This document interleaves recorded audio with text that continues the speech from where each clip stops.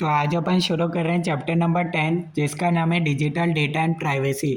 तो सबसे पहले अपन इस चैप्टर को शुरू करते हैं। ये video self based online module set D digital ecosystem and controls. अगर आप ये पेपर की तैयारी कर रहे हैं तो ये वीडियो आज के लिए आपकी हेल्पफुल रहेगी। तो सबसे पहले अपन शुरू करते हैं की differences data privacy, data security, data protection. तीनों के अंदर क्या डिफरेंस होता है, सबसे पहले अपन ये समझते हैं। डेटा प्राइवेसी क्या होता है? डेटा प्राइवेसी एक गाइडलाइंस है फॉर हैंडलिंग डेटा सेंसिटिविटी, यानी कि कोई भी डेटा सेंसिटिव है जैसे कि कस्टमर का पासवर्ड वगैरह, ठीक है, तो उसके लिए ये आपको गाइडलाइंस प्रोवाइड करता है। डेटा सिक्योरिटी क्या करता है? आपको डेटा को प्रोटेक्ट करता है from unauthorised access. Data protection क्या करता है? Strategies to secure data integrity, यानी कि आपको स्ट्रेटजीज बताता है। तो सबसे पहले आपको बता रखा है डेटा प्राइवेसी का फोकस क्या रहता है? Access control for sensitive data, ठीक है। और डेटा सिक्योरिटी में दे रखा है guarding against threats and breaches, यानी कि कोई भी आपका डेटा लीक नहीं कर ले। डेटा प्रोटेक्शन में preventing data loss and corruption. Example दे रखा है जैसे कि डेटा प्राइवेसी में क्या हो गया? User consent for data use, बिना यूज़र की कंसेंट के बिना डेटा यूज़ नहीं होना चाहिए। डेटा सिक्योरिटी में बता रखा है एनक्रिप्टेड डेटा होना चाहिए जैसे कि व्हाट्सएप में होता है। डेटा प्रोटेक्शन में बता रखा है बैकअप एंड रिकवरी सॉल्यूशंस, अगर डेटा लॉस्ट हो गया तो उसको कैसे रिकवर कर सकते हैं। पर्पस बता रखा है, इसमें क्या होता है? कस्टमर का ट्रस्ट बिल्ट होता है, safe guards against data breaches, और ये इंश्योर्स करता है सारे कंप्लाइंसेस फुलफिल हुए या नहीं हुए। अब नेक्स्ट टॉपिक आपको बता रखा है challenges in protecting online privacy. कौन कौन से चैलेंजेस हैं? सबसे पहले यूज़र्स के लिए बता रखा है कई बार क्या होता है? ऑनलाइन ट्रैकिंग, यानी कि कई बार एक्टिविटीज़ ऑनलाइन ट्रैक होती है without user awareness. Loss of control, not know how there data is shared beyond the websites they use. कई बार कहीं आप वेबसाइट चलाते हो तो आपका डेटा वो यूज़ करते हैं, ठीक है, ये आपको पता ही नहीं होता है। साइबर क्राइम भी हो सकता है, social media risk, lack of transparency. Privacy policies can be complex and hard to understand for users. अब कई बार इतनी सारी पॉलिसीज़ होती है, आप उसको पढ़ते ही नहीं और डायरेक्ट टिक कर देते हो। बिजनेस के लिए कम्युनिकेशन हो गया, जैसे कि यूज़र को कैसे इन्फॉर्म करें, इतनी बड़ी बड़ी पॉलिसीज़ होती है। डेटा ब्रीचेस हो सकता है, इनसाइडर थ्रेड्स, यानी कि एम्प्लॉयज़ मिसयूज़ नहीं कर ले, ये भी होना चाहिए। साइबर क्राइम थ्रेड्स, अभी बिजनेस वालों के लिए भी है कि डायरेक्ट कोई साइबर क्राइम उनके बिजनेस पे नहीं करते और सारा डेटा लीक नहीं हो जाए, ठीक है। उसके बाद आपको बता रखा है कैसे डेटा सिक्योर रह सकता है। पहला मेथड है एनक्रिप्शन। एनक्रिप्शन क्या होता है? कन्वर्ट करता है information into a coded format to protect it. उससे क्या होता है? जो ऑथोराइज यूजर्स है सिर्फ वही डिकोड कर सकते हैं डेटा को। एक और डेटा सिक्योरिटी टूल बता रखा है firewalls and two factor authentication. Firewalls क्या होता है? मॉनिटर करता है इनकमिंग एंड आउटगोइंग नेटवर्क का ट्रैफिक, ठीक है। इससे क्या होता है? ये एक फर्स्ट लाइन ऑफ डिफेंस होता है अगेंस्ट साइबर थ्रेट्स। उसके बाद आपको बता रखा है टू फैक्टर ऑथेंटिकेशन। इसमें क्या होता है? टू फॉर्म्स ऑफ वेरिफिकेशन होता है, जैसे कि यूज़र नेम डालो, ATM card, mobile phone, biometric data. उसके बाद आपको दे रखा है एक्सेस कंट्रोल। इसका क्या पर्पस है? रेस्ट्रिक्ट करना access to authorise users only. उसमें सिर्फ आईटी एडमिन से आपका डिफाइन कर सकते हैं एक्सेस किसके पास रहेगा। Right to files and networks, कई फाइल बहुत ज़्यादा। उसके बाद आपको दे रखा है data loss prevention. Data loss prevention क्या होता है? Protect data from unauthorised copying और डिलीशन।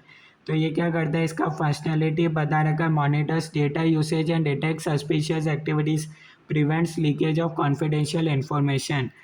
तो अब अपन पढ़ते हैं जो भी एमसीक्यू पॉइंट ऑफ व्यू से इंपॉर्टेंट टॉपिक है। जो आपको बता रखा है data analysis types of business data. पहला होता है इंटरनल डेटा। इंटरनल डेटा यानी कि बिजनेस के ट्रांजैक्शन, सेल्स, कस्टमर रिकॉर्ड्स हो गए। एक्सटर्नल डेटा क्या होता है? कंज्यूमर्स के क्या ट्रेंड्स है, कॉम्पिटिटर्स, मार्केट में क्या चल रहा है। मार्केटिंग डेटा में अपन देखते हैं कस्टमर का बिहेवियर, क्या प्रेफरेंस है, with personalised messages. Structure data में इसमें अपन क्या देखते हैं? डिज़ाइन करते हैं फिजिकल इंफ्रास्ट्रक्चर जैसे कि building plans, often use mapping software. उसके बाद आपको दे रखा है कैटेगरीज ऑफ डेटा में दो तरह की कैटेगरीज होता है, एक होता है क्वालिटेटिव, क्वांटिटेटिव। क्वालिटेटिव में अपन देखते हैं answers why, text, interviews, images हो गया। और इसमें अपन देखते हैं हाउ मच और how many, surveys, matrices, experiments. उसके बाद आपको दे रखा है डेटा एनालिसिस। डेटा एनालिसिस क्या होता है? एग्जामिन करना रॉ डेटा ताकि अपन उससे कोई कंक्लूजन निकाल सकें। की स्टेप्स क्या होता है? सबसे पहले अपन कलेक्ट करते हैं डेटा, उसके बाद उसको क्वांटिफाई करते हैं, उसके बाद जो यूज़फुल इंफॉर्मेशन होती है उसको एक्सट्रैक्ट करते हैं, उसके अंदर जो इररिलेवेंट इंफॉर्मेशन है उसको रिमूव करते हैं। फिर उस हिसाब से अपन ग्राफ्स और चार्ट्स बनाते हैं, उससे अपना इम्प्रूव होता है डेटा प्रोसेस। तो कोई भी अपन रिसर्च करते हैं तो उसमें इस तरीके से अपन डेटा एनालिसिस करते हैं। टूल्स दे रखे हैं गूगल एनालिटिक्स, इसमें अपन एनालाइज कर सकते हैं वेब डेटा। माइक्रोसॉफ्ट एक्सेल आप offers various data analysis features. Microsoft Power BI focus on interactive data visualization and business intelligence. उसके बाद आपको दे रखा है स्टेजेस ऑफ डेटा एनालिसिस बता रखा है। सबसे पहले क्या होता है? डेटा की गैदरिंग होता है, उसके बाद अपन देखते हैं कौन सा डेटा अपने लिए रिलेवेंट है, उसमें जो डुप्लीकेट डेटा है उसको रिमूव कर दें, एनालाइज कर दें। डेटा माइनिंग में क्या होता है? अपन डिस्कवर करते हैं हिडन पैटर्न्स, जैसे कि कोई पैटर्न चल रहा हो अपने बिजनेस में कि हर 2 साल में अपनी सेल्स बढ़ती है या घटती है, ठीक है। बिजनेस इंटेलिजेंस का यूज़ करते हैं, generate reports and dashboards. Predictive analysis से अपन फोरकास्ट कर सकते हैं फ्यूचर ट्रेंड्स। उसके बाद आता है डेटा विजुअलाइजेशन, उसको अपन चार्ट्स और ग्राफ से रिप्रेजेंट करते हैं ताकि अपन कोई कंक्लूजन निकाल सकें। उसके बाद अपने पास नेक्स्ट टॉपिक आता है डेटा एनालिसिस टूल्स। सबसे पहला अपना टूल है माइक्रोसॉफ्ट बीआई। माइक्रोसॉफ्ट बीआई, अब इससे एमसीक्यू कुछ भी आ सकता है तो इसको आपको ध्यान रखना पड़ेगा। ये क्या है? बिजनेस एनालिटिक्स सूट है, यानी कि एक कमर्शियल सॉफ्टवेयर है और इसका यूज़ होता है प्रेडिक्टिव एनालिसिस के लिए और डेटा विजुअलाइजेशन के लिए। एडवांटेज क्या है? Great connectivity, regular updates. Disadvantage क्या है? Clunky interface and data limits in the free version. सिर्फ आपको शुरू के 3 पॉइंट्स तो ध्यान रखने ही एमसीक्यू पर्पज से। उसके बाद आता है स्टैटिस्टिकल एनालिसिस सिस्टम, एसएएस। ये क्या है? स्टैटिस्टिकल सॉफ्टवेयर सूट है, अवेलेबिलिटी कमर्शियल है, यूज़ कहाँ होता है? Business intelligence and predictive analysis.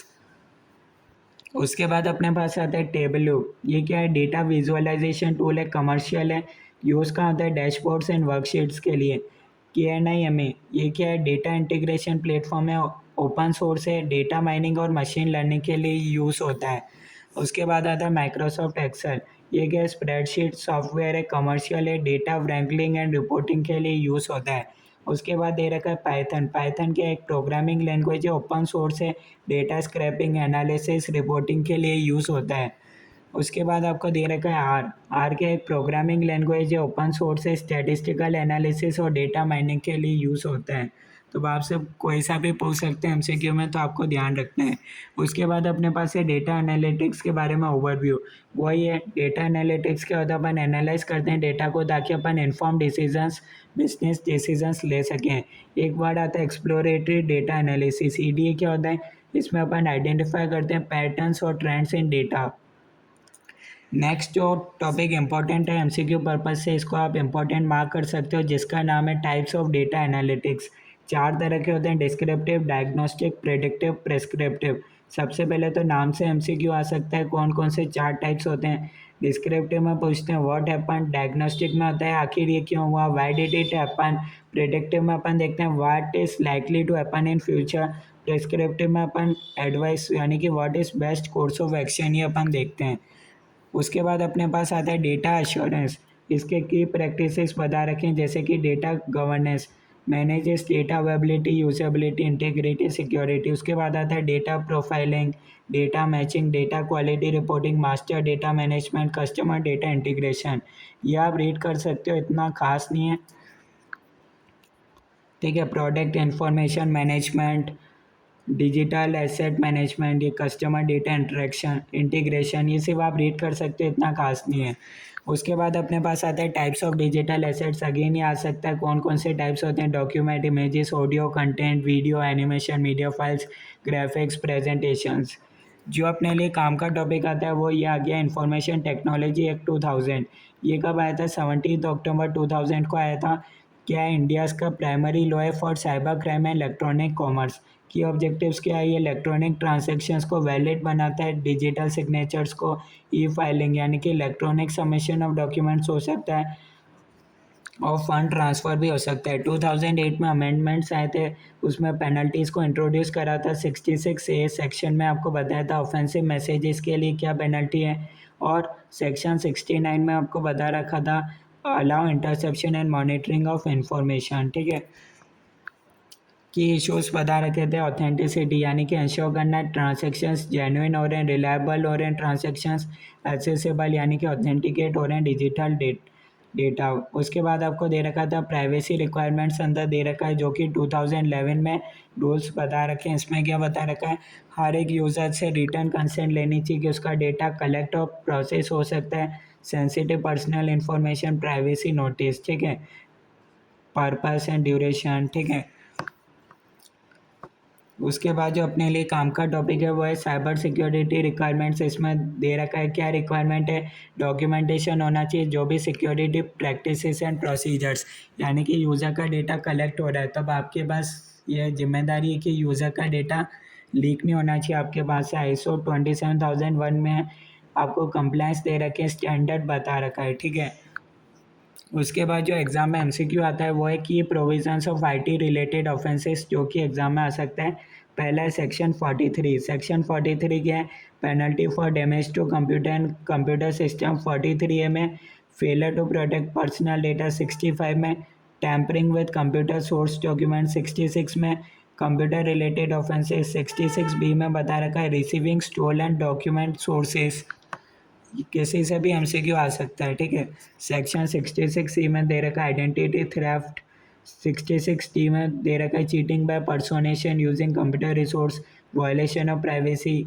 F में साइबर टेररिज्म। 67 में पब्लिशिंग ऑब्ससीन मटेरियल। 67A में ट्रांसमिटिंग मटेरियल। 67B में चिल्ड्रन से रिलेटेड है। तो ये एमसीक्यू आप देख सकते हो किसी भी सेक्शन पे आ सकता है। उसके बाद अपने पास आता है digital personal data protection act 2023, ठीक है। इंडिया का फर्स्ट डेटा प्रोटेक्शन लॉ है जो फोकस करता है personal data while recognising individual rights. अब कब एप्लीकेबल होता है ये, सारे डिजिटल पर्सनल डेटा जो भी कलेक्ट होता है, ठीक है, इसमें कंसेंट लेनी होती है और इसके लिए डेटा प्रोटेक्शन बोर्ड भी बना हुआ है। अगर कोई गलती करते हो तो पेनल्टी लगेगी अप टू 200 करोड़ और 250 करोड़। अगर आप फेल हो गए टू प्रोटेक्ट चिल्ड्रंस डेटा और for inadequate security measures.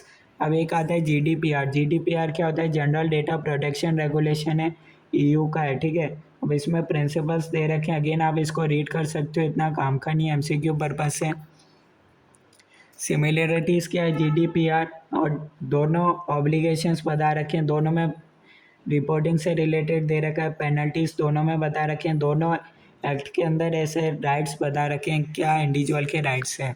उसके बाद डिफरेंसेस क्या है दोनों में, दोनों का स्कोप ऑफ एप्लीकेबिलिटी अलग है। डीपी क्या है, इंडिया के अंदर है, जीडीपीआर है पूरे ईयू के अंदर, ठीक है। डेटा कैटेगरीज में यहाँ कोई स्पेशल कैटेगरी नहीं है, जीडीपीआर में स्पेशल कैटेगरी होते हैं, racial origin, political views, processing grounds आपको बता रखे हैं। इसमें लिमिटेड लॉ का इंटरेस्ट है और यहाँ ज़्यादा लॉ का इंटरेस्ट है। डेटा टाइप सिर्फ डिजिटल डेटा पे या सारा पर्सनल डेटा चाहे डिजिटल हो या नहीं हो।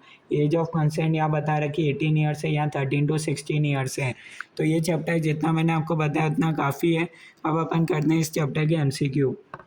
Mr. Neeraj is working on a project on the healthcare system where he is to perform data analysis on the database of patients of the last 5 years in ABC Hospital. The hospital provided him inconsistent data with lots of errors, duplicates, and missing values. He has to apply various techniques to get rid of these anomalies. Identify from the following which he can use to get rid of this anomalies, यानी कि ये अपने पास data को clean करना, ठीक है। इसमें अपन identify जो भी मिस्टेक होता है उसको रिमूव करते हैं, ये ऑलरेडी नोट्स में पॉइंट है।